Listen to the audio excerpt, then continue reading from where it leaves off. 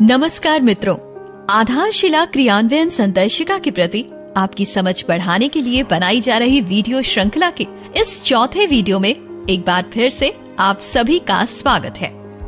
पिछले वीडियो में हमने भाषा शिक्षण से संबंधित आधारशिला क्रियान्वयन संदर्शिका को समझा था, जबकि इस वीडियो में हम गणित शिक्षण के लिए दी जा रही आधारशिला क्रियान्वयन संदर्शिका के प्रति अपनी समझ को बढ़ाएंगे। आप चाहें तो महत्वपूर्ण सूचनाओं को साथ साथ नोट भी करते चलें। भाषा शिक्षण के लिए दी जा रही संदर्शिकाओं की तरह ही विभाग द्वारा कक्षा 1 से 3 में गणित शिक्षण के लिए भी ये आधारशिला क्रियान्वयन संदर्शिकाएं उपलब्ध कराई जा रही हैं।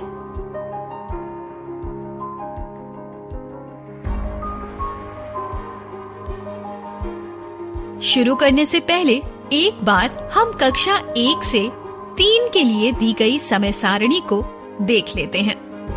गणित संबंधित शिक्षण कार्य हमें समय सारणी में गणित के लिए दिए गए समय के अनुसार ही करना है। इस समय सारणी को देखकर हम ये जान पाएंगे कि गणित के लिए भी भाषा जितना ही समय दैनिक रूप से शिक्षण कार्य के लिए दिया गया है। समय सारणी देखकर आपको गणित शिक्षण के लिए निर्धारित कालांशों की जानकारी हो गई होगी।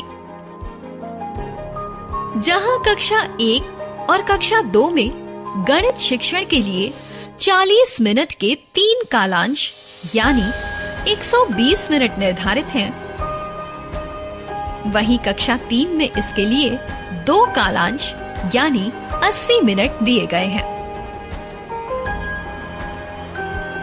कालांशों की जानकारी के बाद अब हम गणित शिक्षण के लिए दी गई इस संदर्शिका को अच्छे से समझने की कोशिश करते हैं। यहाँ इस संदर्शिका के अंदर गणित शिक्षण के लिए कक्षा का संचालन किस प्रकार किया जाए, इसकी पूरी प्रक्रिया दी गई है। इसके साथ ही शिक्षण कार्यों में विविधता लाकर किस प्रकार छात्रों की रुचि गणित विषय के प्रति बनाई जाए, इसकी पूरी जानकारी भी इस संदर्शिका में दी गई है। इसके अतिरिक्त संदर्शिका में कक्षा के दौरान छात्रों की प्रगति के आकलन के मायने भी हमें बताए गए हैं। पूरे वर्ष कराए जाने वाले शिक्षण कार्य की जानकारी भी हमें संदर्शिका में ही दी गई वार्षिक योजना से हो जाती है। आपको याद होगा, इस वार्षिक योजना को हम विस्तार पूर्वक अपने पहले वीडियो में ही देख और समझ चुके हैं। इस संदर्शिका में पूरे वर्ष के पाठ्यक्रम की वार्षिक योजना को प्रेरणा सूची में दी जा रही दक्षताओं के अनुसार शिक्षण योजना में विभाजित किया गया है। प्रत्येक शिक्षण योजना एक शिक्षण उद्देश्य से तैयार की गई है। आप सभी शिक्षक कक्षा का संचालन इन्हीं उद्देश्यों के आधार पर करेंगे। प्रेरणा सूची की हर दक्षता को हासिल करने के लिए हम एक से अधिक शिक्षण योजनाओं का भी इस्तेमाल कर सकते हैं। कक्षा के अंदर इन छोटे छोटे उद्देश्यों को पूरा करते हुए हम एक संपूर्ण दक्षता हासिल कर पाएंगे। आइए इसे और विस्तार से हम आगे समझते हैं। एक विषय, दक्षता या अवधारणा से संबंधित एक जैसी सभी शिक्षण योजनाओं से पहले उस अवधारणा की चर्चा की जाती है। अवधारणा से संबंधित प्रेरणा सूची की दक्षता, पढ़ाने के लिए सामग्री जैसे गणित किट और प्रिंट रिच सामग्री और अवधारणा को पूर्ण रूप से समझने के लिए निर्धारित समय भी बताया गया है।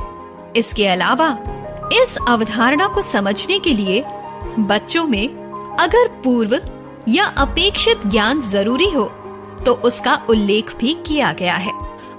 आइए इसे ठीक से समझने के लिए अब हम एक शिक्षण योजना की रूपरेखा के बारे में चर्चा करें। यहाँ प्रत्येक शिक्षण योजना किसी न किसी शिक्षण उद्देश्य से बनाई गई है।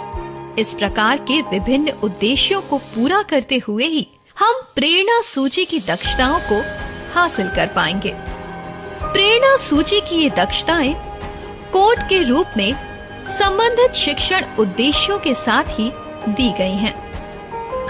इस शिक्षण योजना में कक्षा में पढ़ाने के लिए जरूरी सामग्री के बारे में बताया गया है।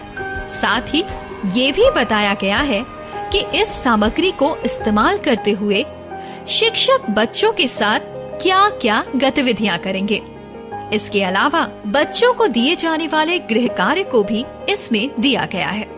साथ ही शिक्षण उद्देश्य पूरा हुआ या फिर नहीं और बच्चों को कितना समझ में आया, ये जानने के लिए हर शिक्षण योजना में आकलन की प्रक्रिया और संबंधित चिंतन के समय का भी वर्णन किया गया है।